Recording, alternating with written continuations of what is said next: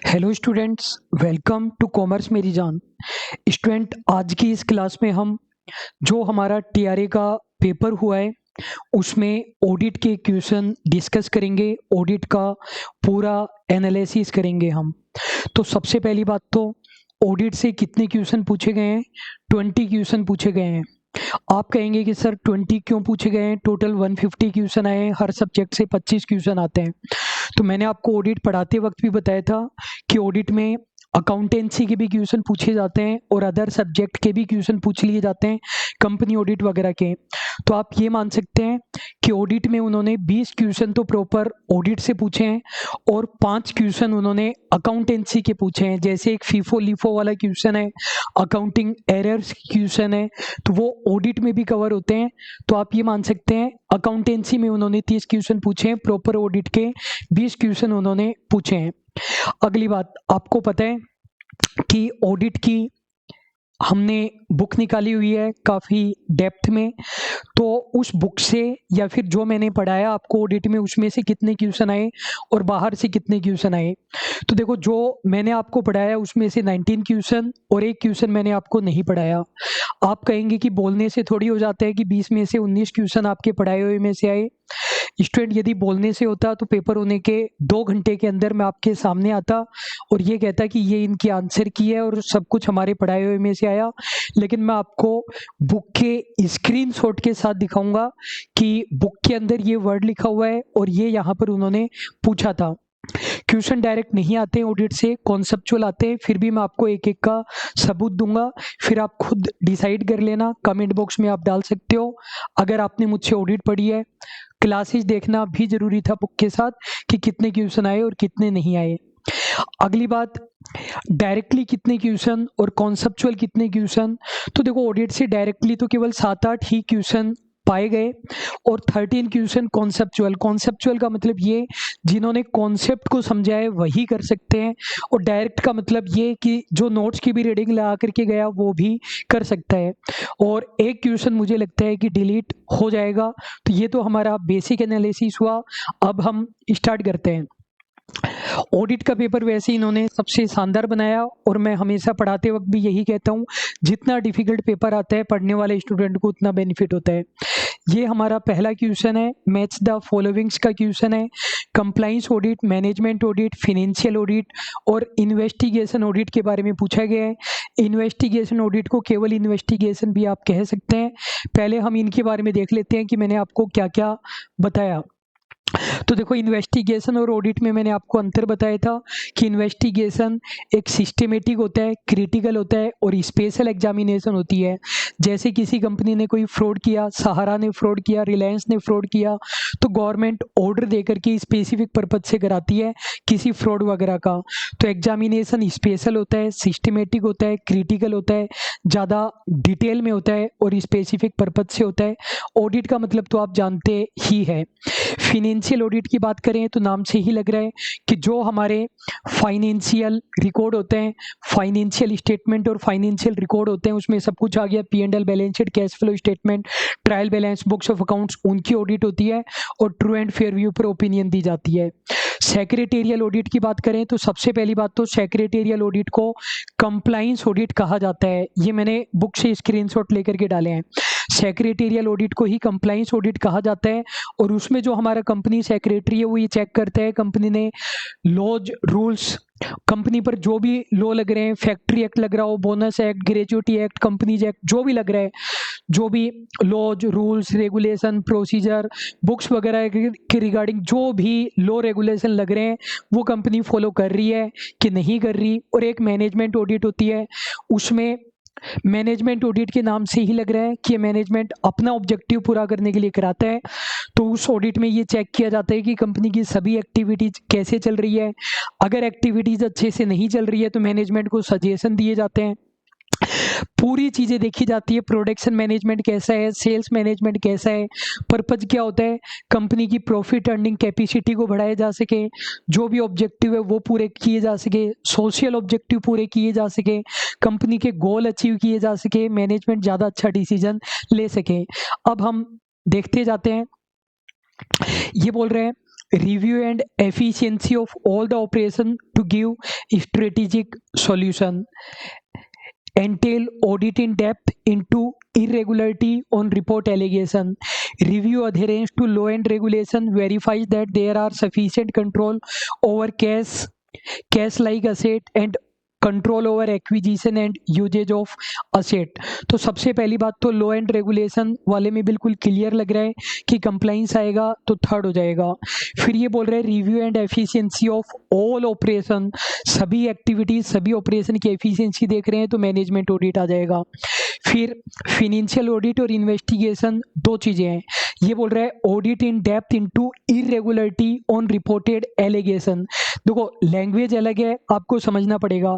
Reported allegation का मतलब कोई आरोप लगाया गया है कि भाई ये गलत हो गया, तो उस इरेगुलरिटी को चेक करने के लिए डेप्थ में ऑडिट हो रही है, तो ये इन्वेस्टिगेशन हो गया, क्लियरली इन्वेस्टिगेशन हो गया। कि इन्वेस्टिगेशन किसी स्पेशल पर्पज से करते हैं कि कोई फ्रॉड वगैरह हो गया उसको चेक करने के लिए डिटेल में। और जो फिनेंशियल ऑडिट है वो बच गया, वो इसके अंदर आ जाएगा। जो भी हमारी एसेट वगैरह है उनकी सुरक्षा के लिए फाइनेंस से रिलेटेड होती है, तो इसके अंदर 4 हो गया। 3 1 4 2 3 1 4 2, तो ए हमारा करेक्ट आंसर स्टूडेंट हो जाएगा। अगला हमारा क्वेश्चन नंबर 16 है, तो इसको हम देखते हैं। क्वेश्चन क्या जानना चाहता है, identify the correct order of verification process of physical examination of asset.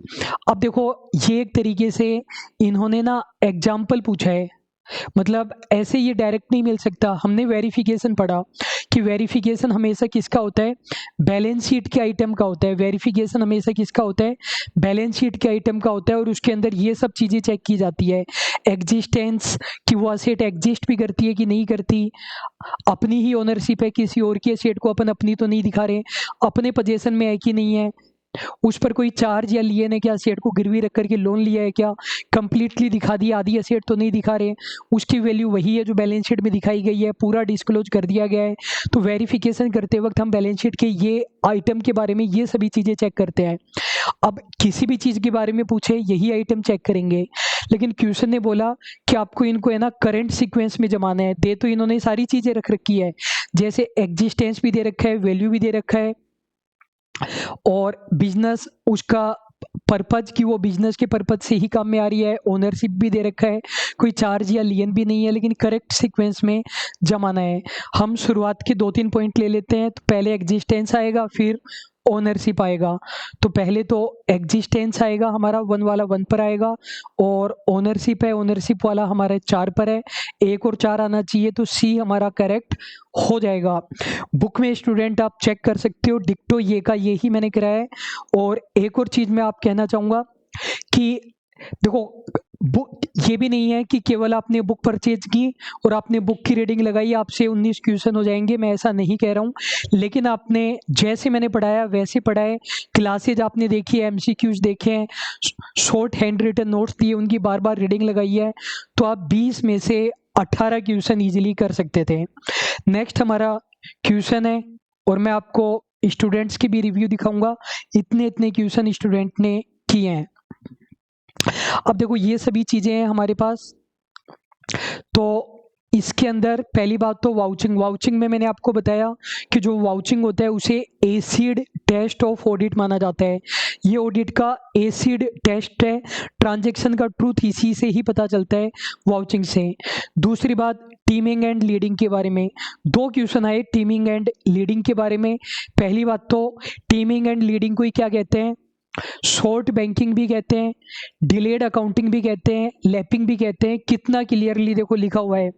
और टीमिंग एंड लीडिंग के अंदर क्या होता है, मेनली ये फ्रॉड पुराने जमाने में होता था, बैंक में होता था कि मान लो मैं बैंक के अंदर कैशियर हूँ, आप अपने अकाउंट में पैसे जमा करवाने आए 10,000 रुपये, वो 10,000 मैंने पर्सनली यूज में ले लिया, आपके अकाउंट में जमा नहीं किए, क्योंकि ऑनलाइन तो चेक होता नहीं था, आप 2-4 दिन बाद में चेक करोगे। फिर कोई दूसरा पर्सन जमा करवाने आया, वो पैसे मैंने आपके अकाउंट में जमा कर दिए, आपको 2-4 दिन के बाद में पैसे शो हो जाएंगे।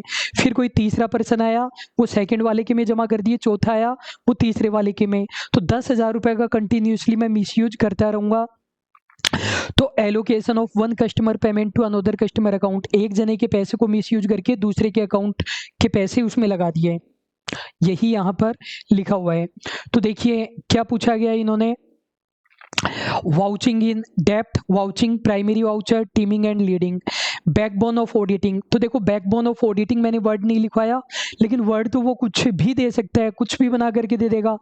ये पूछ लेगा कि most important concept of auditing, कुछ भी बना देगा। मैंने आपको बताया कि यही ऑडिट का एसिड टेस्ट है, इसी से ट्रूथफुलनेस पता चलती है।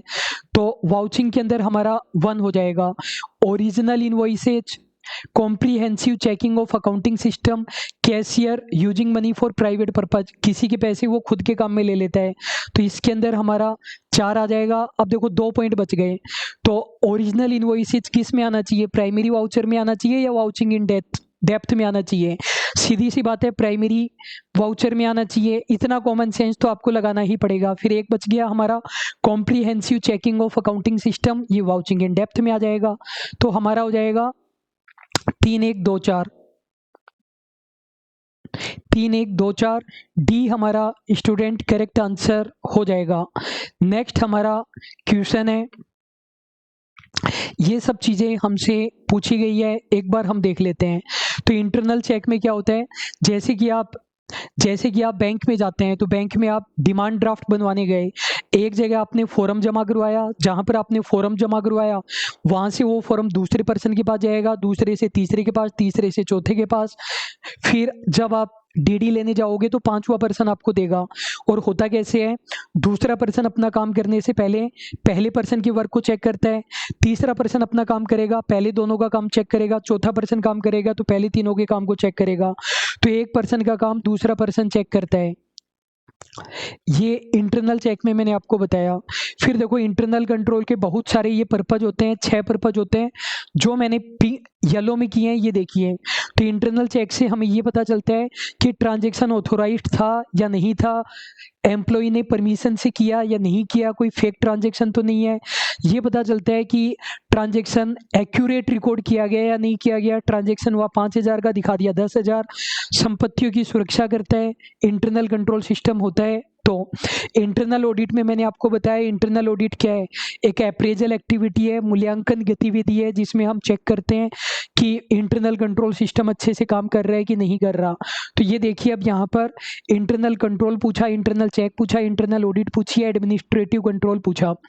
बोल रहे हैं quality control, internal appraisal to review the operation and record. तो अप्रेजल वर्ड मैंने क्लियरली लिखाया हुआ है, इंटरनल ऑडिट में आएगा, तो इसके अंदर सेकंड आ जाएगा। Work of one staff is automatically check by another, तो ये साफ साफ इंटरनल चेक पूछ रहा है, तो इसके अंदर 3 आ जाएगा। Whole system to safeguard the asset maintenance, accuracy and reliability, अभी बताया असेट की सेफगार्ड करना, ट्रांजैक्शन की एक्यूरेसी और रिलायबिलिटी देखना, इंटरनल कंट्रोल में क्लियरली पर्पज लिखे हुए हैं। सॉरी, इसमें नहीं, इंटरनल कंट्रोल में। एडमिनिस्ट्रेटिव कंट्रोल बच गया, तो ये क्वालिटी कंट्रोल में आ जाएगा। तो 4 3 2 1, 4 3 2 1, बी हमारा स्टूडेंट करेक्ट आंसर हो जाएगा। मतलब जिसने ऑडिट के क्वेश्चन करेक्ट कर दिया ना, मेरे को लगता है उसका सिलेक्शन जरूर हो जाएगा। फिर अगले हम क्वेश्चन की बात करते हैं, लैपिंग पूछ रहे हैं। मैंने स्टूडेंट पढ़ाते वक्त चिल्ला चिल्ला करके एक चीज बताई थी, स्पेसिफिकली इसके लिए नहीं बताई थी, लेकिन चिल्ला चिल्ला करके मैंने एक चीज बताई थी कि एग्जामिनर एक गेम खेलता है, किसी वर्ड का जो फेमस नाम है ना वो नहीं लिख करके जो लेस पॉपुलर नेम होता है वो दे देता है। कितना क्लियरली लिखा हुआ है, teeming and leading is a book keeping fraud also known as short banking, delayed accounting, lapping, और लैपिंग ही पूछ रहा है। और ये मैंने आपको बताया हुआ है, इसमें क्या होता है कि कैशियर है, आपने पैसे जमा करवाए, उसका मिसयूज किया, किसी और से पैसे आए वो आपके अकाउंट में जमा कर दिए, तीसरे से पैसे आए वो दूसरे में, चौथे से पैसे आए वो तीसरे में, ऐसे मिसयूज चलता रहता है। A method of vouching non cash transaction नहीं आएगा। Device use to detect misuse of cash collected from debtor, a malpractice by which cashier makes private use of money, method of vouching cash transaction. तो देखो ए और D तो नहीं आएगा, B और सी में से क्या आएगा? सी तो बोल रहे हैं कि ये पैसों का कैशियर प्राइवेट यूज कर लेता है पैसों का, और ये एक फ्रॉड है। बी वाले में बोल रहे हैं फ्रॉड को पकड़ने का एक तरीका है, तो ये फ्रॉड को पकड़ने का एक तरीका है या फ्रॉड है? ये फ्रॉड है, नहीं कि फ्रॉड पकड़ने का तरीका। कुछ टीचर, बड़े बड़े टीचर बी करवा रहे हैं, इसमें बी नहीं आएगा, क्लियरली सी आएगा। अगला हमारा क्वेश्चन है, स्टूडेंट देखो ध्यान रखना पड़ता है मार्केट में क्या चल रहा है क्या नहीं चल रहा है, तभी मैं आपको ज़्यादा अच्छी नॉलेज दे सकता हूँ। क्वेश्चन नंबर 6 की हम बात करते हैं। इसमें तो कोई दिक्कत ही नहीं है, सेक्शंस पूछे गए हैं, सेक्शंस मैंने याद भी करवाए थे। अब जब मैंने पढ़ाया था तो कुछ स्टूडेंट शिकायत कर रहे थे और बहुत ज़्यादा अच्छे से शिकायत कर रहे थे, मतलब बुराइयां कर रहे थे टेलीग्राम ग्रुप्स वगैरह में कि जेपी गर्ग ने सब सेक्शंस नहीं करवाए, केवल डायरेक्टली सेक्शन करवा दिए। और मैंने आपको बताया कि किसी का भी वो अपॉइंटमेंट पूछे, फर्स्ट ऑडिटर का पूछे, सब्सिक्वेंट का पूछे, गवर्नमेंट का पूछे, नॉन गवर्नमेंट का पूछे, कैजुअल वैकेंसी पूछे, आप केवल 139 याद कर लो, आपको सब सेक्शन याद करने की जरूरत नहीं है। तो 139 में अपॉइंटमेंट, 141 में क्वालिफिकेशन डिस्क्वालिफिकेशन, 142 में रेमुनरेशन, 143 में आरपीडी राइट पावर ड्यूटीज। तो अपॉइंटमेंट पूछा, कोई भी अपॉइंटमेंट करे, किसी भी चीज का करे, 139 लगता है तो 1 आ जाएगा। क्वालिफिकेशन डिस्क्वालिफिकेशन में सेक्शन 141 तो सेकंड आ जाएगा। पावर्स एंड ड्यूटीज में 143 4 आ जाएगा। रेमुनरेशन में 142 3 आ जाएगा। ये डायरेक्ट क्वेश्चन था। 1 2 4 3 1 2 4 3 डी हमारा करेक्ट आंसर स्टूडेंट हो जाएगा। ये डायरेक्ट क्वेश्चन था। क्वेश्चन नंबर 7 की हम बात करते हैं, पहले थोड़ा सा देख लेते हैं। स्टेचुरी ऑडिट क्या होती है, नाम से ही लग रहा है वैधानिक अंकेक्षण। तो ऐसी ऑडिट मैंडेटरी होती है। और मैंडेटरी क्यों होती है, क्योंकि कानून कहता है तो कानून के अनुसार करनी पड़ती है, विधान के अकॉर्डिंग करनी पड़ती है। जो पीला कर रखा है वो आप देखिए। इंटरनल ऑडिट के कुछ फीचर होते हैं। इंटरनल ऑडिट एक मैनेजमेंट का टूल है, मैनेजमेंट का एक हथियार है।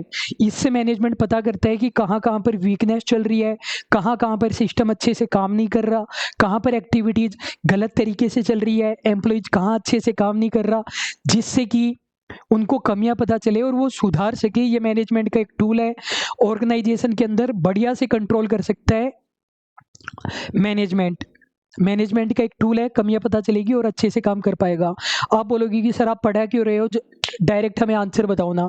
स्टूडेंट ऑडिट के क्वेश्चन ऐसे हैं कि डायरेक्ट लाइन टू लाइन नहीं है।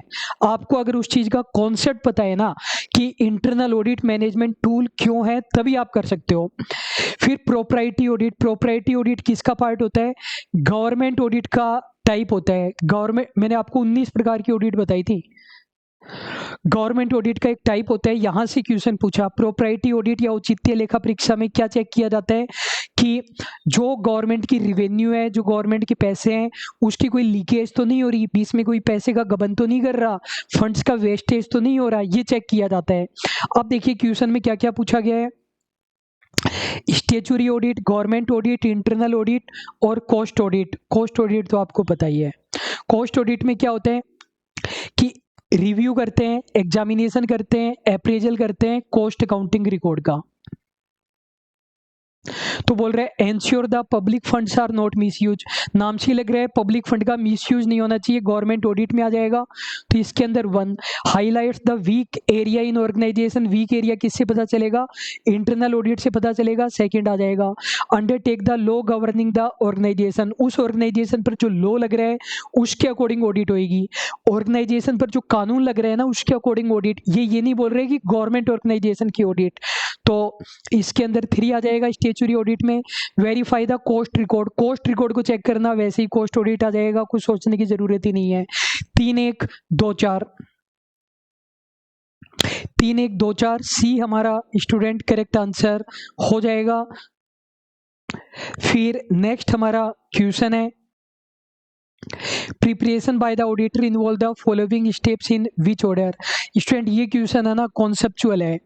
ये क्वेश्चन आपको डायरेक्टली नोट्स में नहीं मिलेगा, लेकिन अगर आपने मेरी पहली भी क्लास देखी है, मतलब या पहली नहीं तो ये मान लो ऑडिट की पहली और दूसरी क्लास, बुक में तो नहीं मिलेगा ये क्वेश्चन, क्लासेज आपने देखी है पहली और दूसरी क्लास, तो आपसे हो जाएगा।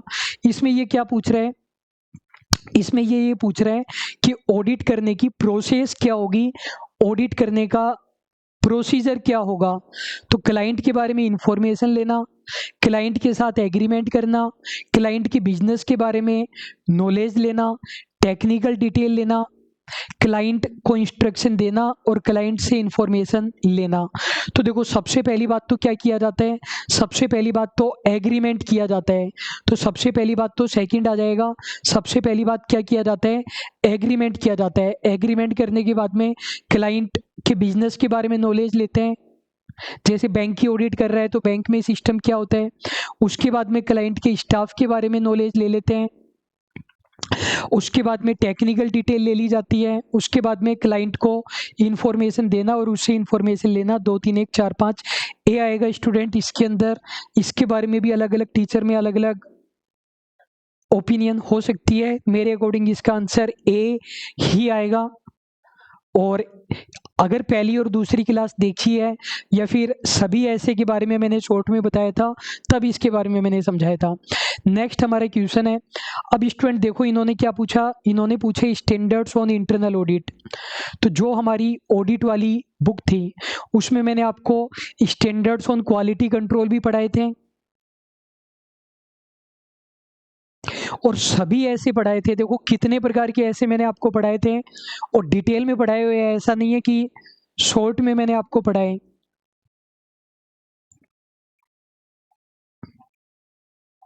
स्टूडेंट बोल रहे थे कि मत पढ़ाओ मत पढ़ाओ, लेकिन मैं अपने मन की करता हूँ। टोटल 46 प्रकार के, जिसमें से मैंने आपको SRS भी पढ़ाए, SAE भी पढ़ाए, SRE भी पढ़ाए और ऐसे भी पढ़ाए, SQC भी पढ़ाए। लेकिन अगर किस्मत खराब होना तो कोई कुछ नहीं कर सकता। इन्होंने वो सब नहीं पूछकर स्टैंडर्ड ऑन इंटरनल ऑडिट पूछा। फुल फॉर्म मैंने जरूर बताई थी, ये भी बताया था कि ये इंटरनल ऑडिट पर लगते हैं, लेकिन इनके नंबर्स वगैरह मैंने नहीं बताए थे। तो जो एक क्वेश्चन मैं बता रहा हूँ कि out of course out of book से आया, न मैंने पढ़ाया न बुक में था, तो ये वाला क्वेश्चन आया स्टूडेंट। और अगर मैं फिर से ऑडिट पढ़ाऊंगा तो भी ये नहीं पढ़ाऊंगा। मैंने कम से कम 15 बैच CA फाइनल के निकाले हैं और वहाँ पर भी ये हम नहीं पढ़ाते हैं क्योंकि ये मैंडेटरी एप्लीकेबल नहीं है, तो वहाँ पर भी नहीं पढ़ाते हैं। ये क्वेश्चन छोड़कर आने के लिए ही था, तुक्का भी नहीं लगा सकते इसमें। तो अगला क्वेश्चन है वीकनेस लेटर। तो नाम से ही लग रहा है कि किसी पर्सन को अपन लेटर दे रहे हैं और उस लेटर में क्या बता रहे हैं, वीकनेस बता रहे हैं, कमियां बता रहे हैं। किसी पर्सन को अपन लेटर दे रहे हैं, उस लेटर में कमियां बता रहे हैं। तो मैंने आपको बताया था कि ऑडिटर इंटरनल कंट्रोल की वीकनेस मैनेजमेंट को बताता है और TCWG 2 चार्ट विद गवर्नेंस को बताता है। डी हमारा करेक्ट आंसर हो जाएगा। क्वेश्चन नंबर 11 की बात करते हैं। Company is not required to appoint internal auditor. Internal auditor किसको अपॉइंट नहीं करना पड़ता, तो देखो डिटेल में भी कराया, चार्ट भी बना हुआ है। पब्लिक कंपनी 2 प्रकार की, लिस्टेड अनलिस्टेड। लिस्टेड को हमेशा ऑडिट करानी पड़ती है और पब्लिक अनलिस्टेड कंपनी है तो आउटस्टैंडिंग डिपॉजिट 25 करोड़ या ज़्यादा हो जाए, पेड अप कैपिटल 50 करोड़ या ज़्यादा हो जाए, loan from bank and FI 100 crore या ज़्यादा हो जाए, टर्नओवर 200 करोड़ या ज़्यादा हो जाए। प्राइवेट कंपनी का लोन बैंक और FI से 100 करोड़ या ज़्यादा हो जाए, टर्नओवर 200 करोड़ या ज़्यादा हो जाए, कोई भी एक कंडीशन तो करानी पड़ती है।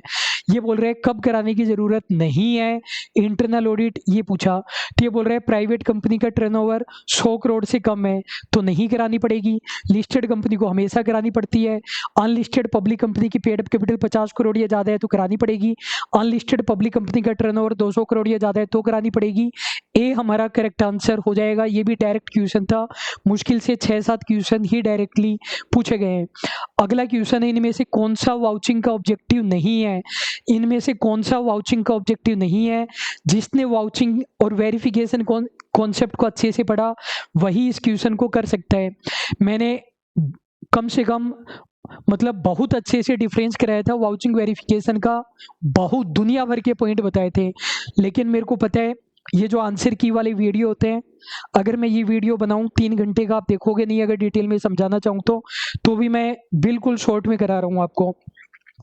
वाउचिंग हमेशा ट्रांजैक्शन का होता है जबकि वेरिफिकेशन बैलेंस शीट के आइटम का होता है। वाउचिंग के अंदर ऑडिटर ट्रांजैक्शन से रिलेटेड जो भी वाउचर होता है वो चेक करता है। वाउचर चेक करने का मतलब ट्रांजैक्शन या एंट्री के सपोर्ट में जो भी मैंने, आप वीडियो को पॉज करके इन लाइन की रीडिंग जरूर लगाना, जो भी डॉक्यूमेंट्री एविडेंस होते हैं किसी भी ट्रांजैक्शन या एंट्री से रिलेटेड वो ऑडिटर चेक करता है। जो डॉक्यूमेंट्स होते हैं एंट्री से रिलेटेड उन्हें ही वाउचिंग कहा जाता है। वाउचिंग को ही एसिड टेस्ट कहते हैं। तो स्टूडेंट ये बोल रहे हैं कि डॉक्यूमेंट्री एविडेंस को चेक करना इन सपोर्ट ऑफ ट्रांजैक्शन, ये की ये लाइन लिखी हुई है। Examining accounting entry in books of account with reference to documentary evidence, clearly ये लाइन लिखी हुई है। ट्रांजैक्शन की ऑथेंटिसिटी चेक करना, ये की ये लाइन लिखी हुई है। Adequacy and reliability of documentary evidence, ये की ये लाइन लिखी हुई है।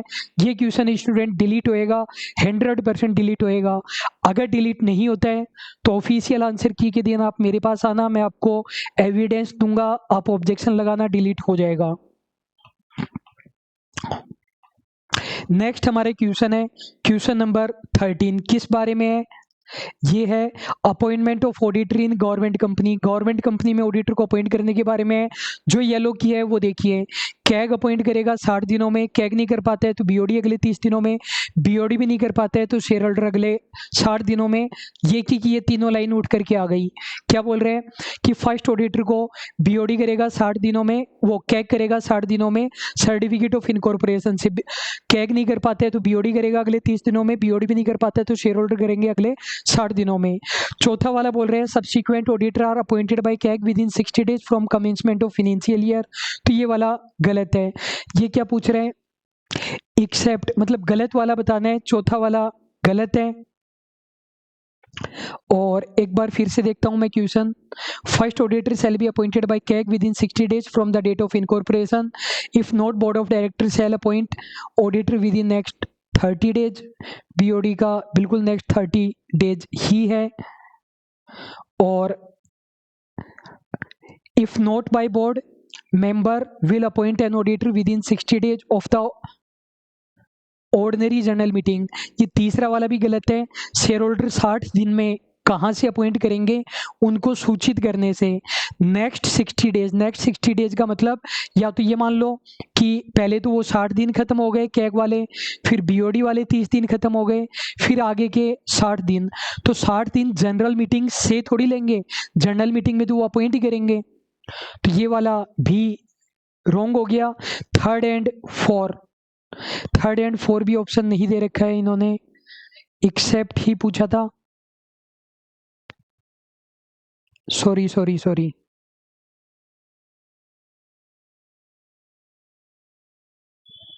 तो स्टूडेंट ये क्वेश्चन भी डिलीट होना है, बिल्कुल होएगा, बिल्कुल। तो वहां पर मैंने एक ही क्वेश्चन डिलीटेड लिखा है, ये क्वेश्चन भी स्टूडेंट 100% डिलीट होएगा, नहीं होता है तो ऑफिशियल आंसर की वाले दिन आप मुझसे संपर्क कर सकते हैं। अगला क्वेश्चन है question number 14, which of the following is not the objective of auditing. इनमें से कौन सा ऑडिट का ऑब्जेक्टिव नहीं है, ये क्वेश्चन हमसे जानना चाहता है। तो आप देखिए ऑडिट का क्या क्या ऑब्जेक्टिव होता है। जो येलो किया वो देखिए, ऑडिटर ओपिनियन देता है कि financial statement true and fair view present करते हैं कि नहीं करते। ऑडिटर एरर एंड फ्रॉड का प्रिवेंशन एंड डिटेक्शन भी करता है, सेकेंडरी ऑब्जेक्टिव होता है। ऑडिट के स्कोप एंड फंक्शन में हमने पढ़ा, ऑडिटर जो भी बुक्स है, अकाउंट्स है, जो भी डॉक्यूमेंट्स है उनको चेक करता है। ये बोल रहा है कौन सा ऑब्जेक्टिव नहीं है। Detection and prevention of fraud, ये तो होता है। एक्सप्रेस ऑफ इंडिपेंडेंट ओपिनियन, ये भी होता है। Communication of financial information to management, examining the books and accounts, ये भी होता है। ये नहीं होता है कि वो मैनेजमेंट को इंफॉर्मेशन देगा। सी वाला हमारा करेक्ट आंसर स्टूडेंट हो जाएगा। नेक्स्ट हमारा क्वेश्चन है क्वेश्चन नंबर 15 की हम बात कर लेते हैं। अब ये कॉमन सेंस का क्वेश्चन है। आप हर क्वेश्चन के लिए ये उम्मीद नहीं कर सकते कि नोट्स में ये का कि ये लिखा हुआ होगा तब मेरे क्वेश्चन होंगे, वैसे आपका एग्जाम कभी भी नहीं निकल पाएगा। वो चीज केवल और केवल जीके में हो सकती है और किसी में नहीं हो सकता। बोल रहा है collateral voucher is produced in support of business transaction. किसके सपोर्ट में कोलेटरल ट्रांजेक्शन होता है? तो आप खुद ही कॉमन सेंस से सोचिए। Credit note, subsidiary voucher, original voucher, source agreement, question not attempted. ये बोल रहे हैं कि कोलेटरल वाउचर क्या होता है, जिसे बिजनेस ट्रांजैक्शन के सपोर्ट में प्रस्तुत किया जाता है। कई बार इंग्लिश वाली लैंग्वेज सही नहीं हो तो हिंदी वाली देख लेनी चाहिए। तो किसके सपोर्ट में होगा? ओरिजिनल वाउचर के ही सपोर्ट में होगा, सीधी सी बात है। क्वेश्चन नंबर 16 की बात करते हैं। देखो ये की ये लाइन लिखी हुई है, डायरेक्ट क्वेश्चन था। कंटिन्यूस ऑडिट ऐसी ऑडिट है जो पूरे साल होती है। रेगुलर एंड इरेगुलर इंटरवल पर होती है। तो यहाँ पर ये ऐसे ही पूछ रहा है, audit conducted at regular and irregular interval, तो सीधी सी बात है कंटिन्यूस ऑडिट हो जाएगी, ये डायरेक्ट क्वेश्चन था। नेक्स्ट हमारा क्वेश्चन है, चलो इस वाले क्वेश्चन पर एक बार हम बाद में आते हैं, पहले क्वेश्चन नंबर 18 देख लेते हैं। 131 था ये question. Independent financial audit is required statutory for, तो ये बोल रहा है ऑडिट किसके लिए कंपलसरी है, किसके लिए नहीं है। तो यहाँ पर मैंने बताया कि ऑडिट इन लोगों के लिए कंपलसरी होती है, किन किन के लिए, सभी प्रकार की company, cooperative society, public and charitable trust और ऐसे कॉरपोरेशन जो स्पेशल एक्ट में रजिस्टर्ड होते हैं। तो इनमें से किस किस की बात है, पार्टनरशिप फर्म लिखवाया क्या, मैंने नहीं लिखवाया, चाहे वो पंजीकृत हो या पंजीकृत हो, एचयूएफ भी नहीं बताया, केवल कंपनी बताया, बी हमारा करेक्ट आंसर हो जाएगा। क्वेश्चन नंबर 19 की हम बात कर लेते हैं, क्या क्या दिया है हमें, ऑडिट प्रोग्राम दिया है, ऑडिट वर्किंग पेपर दिए हैं, टेस्ट चेकिंग दिया है, ऑडिट नोटबुक हमें दी है। तो ये वाला क्वेश्चन जो है स्टूडेंट, ये थोड़ा सा कंफ्यूजन है, इसमें है ना कुछ ऑप्शन बिल्कुल सेम लग रहे हैं, जैसे ये audit programme, audit working paper और ऑडिट नोटबुक के इधर जो इन्होंने ऑप्शन दे रखे हैं ना, वो लगभग सेम लग रहे हैं, मतलब जो स्पेसिफिक पॉइंट है वो नहीं दे रखे हैं।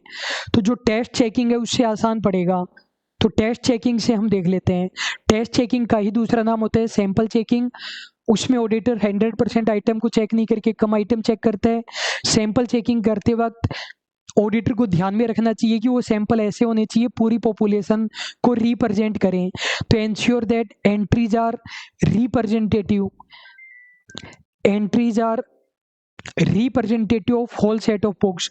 तो इस प्रकार से सैंपल लेने चाहिए कि वो पूरी पॉपुलेशन को रिप्रेजेंट करें। तो कहने का मतलब सी वाले के अंदर 4 आएगा, तो सी वाले के अंदर 4 केवल सी वाले में ही आ रहा है, तो ये हमारा करेक्ट हो जाएगा। बाकी मैं इधर उधर घुमा फिरा करके बात करने में यकीन नहीं करता हूं, अगर आप उनसे ढूंढेंगे audit programme, audit working paper, audit notebook, उनसे पता नहीं चल रहा है, मुझे भी क्लियरली पता नहीं चल रहा है, क्योंकि इन चीज़ों में जो बेसिक डिफरेंस होता है ना वो उन्होंने ऑप्शन में नहीं दिया है। क्वेश्चन नंबर 20 की बात करते हैं, correct order of steps involve in the operationalising of cut off procedure. तो पहली बात तो आपको पता होना चाहिए कट ऑफ प्रोसीजर क्या होती है। इन्होंने स्पेसिफिकली गुड्स के लिए पूछा है, मैंने आपको स्पेसिफिकली गुड्स के लिए तो नहीं बताया, लेकिन कट ऑफ प्रोसीजर मैंने आपको बताया था, और एग्जाम्पल वैसे मैंने गुड्स का ही दिया था।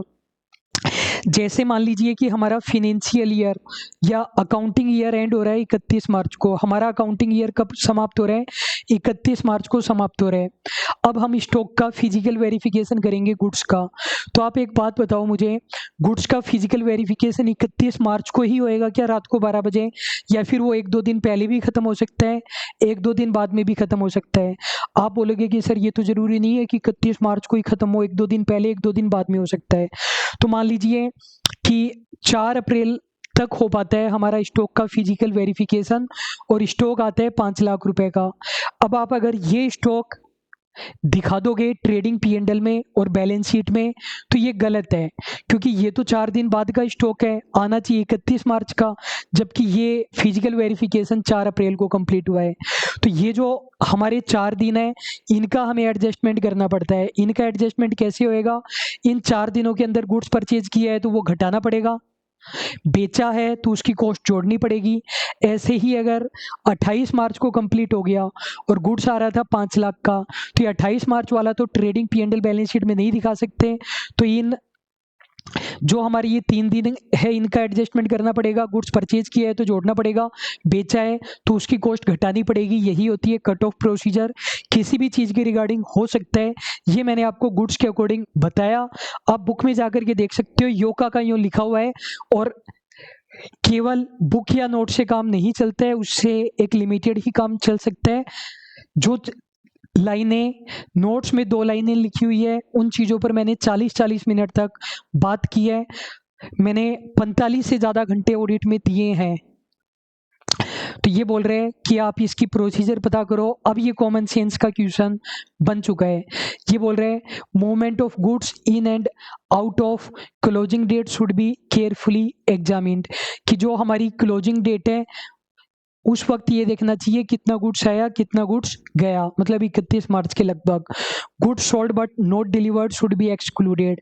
जो गुड्स अपन ने बेच तो दिया लेकिन डिलीवर नहीं हुआ, मतलब गुड्स अपन ने बेच दिया लेकिन अपने पास ही पड़ा हुआ है, वो एक्सक्लूड कर देना चाहिए। Stock relating to outsider and held on their behalf should be excluded. जो गुड्स आउटसाइडर का है और उनके बिहाफ पर हमारे पास है, उसे एक्सक्लूड कर देना चाहिए। Stock owned by the organisation wherever situated should be included. हमारा गुड्स है जो किसी और के पास पड़ा हुआ है, उसे इंक्लूड करना चाहिए। Goods bought but not received should be included. जो गुड्स अपन ने खरीद तो लिया लेकिन हमारे पास आया नहीं है, उसे भी जोड़ देना चाहिए। तो स्टूडेंट इसमें अपन इसी तरीके से इनको कर सकते हैं कि पहले तो हम क्लोजिंग डेट मतलब 31 मार्च के लगभग जो भी गुड्स की मूवमेंट हुई है उसको हम ध्यान में रखेंगे। फिर गुड्स अपन ने बेच दिया लेकिन डिलीवर नहीं हुआ, लेकिन अपन ने सेल तो करी दी, उसे हम एक्सक्लूड करेंगे। जो गुड्स है वो आउटसाइडर का है लेकिन हमारे पास पड़ा हुआ है, लेकिन गुड्स हमारे पास नहीं है, वो भी हम एक्सक्लूड करेंगे। हमारा गुड्स है लेकिन किसी और के पास रखा हुआ है, कंसाइनी वगैरह के पास, उसे हम जोड़ेंगे। गुड्स अपन ने खरीद लिया, रिसीव नहीं हुआ, उसे भी जोड़ देंगे। तो यही हमारी स्टेप्स यहाँ पर हो जाएगी। और एक और क्वेश्चन अपन ने छोड़ा था, हाँ ये क्वेश्चन है। अब देखो ये क्वेश्चन किस चीज का है, ये बोल रहा है कि what is the order of procedure included in the specific audit work in respect of trade creditor. Trade creditor का आप स्पेसिफिक ऑडिट कर रहे हो। पहली बात तो स्पेसिफिक ऑडिट जैसा कुछ भी नहीं होता। पुराने कंपनीज एक्ट 1956 में सेक्शन 224A हुआ करता था स्पेशल ऑडिट का, वो पुराना वाला सेक्शन है और वो भी सेंट्रल गवर्नमेंट कराती थी। यहाँ पर स्पेसिफिक ऑडिट का मतलब है एक तरीके से वाउचिंग एंड वेरिफिकेशन। यहाँ पर क्रेडिटर चेक कर रहे हैं तो वेरिफिकेशन मान सकते हो, बैलेंस शीट का आइटम चेक कर रहे हैं। तो ये बोल रहे हैं कि आप क्रेडिटर का वेरिफिकेशन कर रहे हो, तो किस स्टेप्स में करोगे, कैसे करोगे क्रेडिटर का वेरिफिकेशन, ये क्वेश्चन हमसे स्टूडेंट ये जानना चाह रहा है। तो ये बोल रहे हैं ये पता करेंगे कि goods purchase were actually received. जो गुड्स हमने परचेज किए थे वो एक्चुअली में रिसीव हो गए या नहीं हो गए। फिर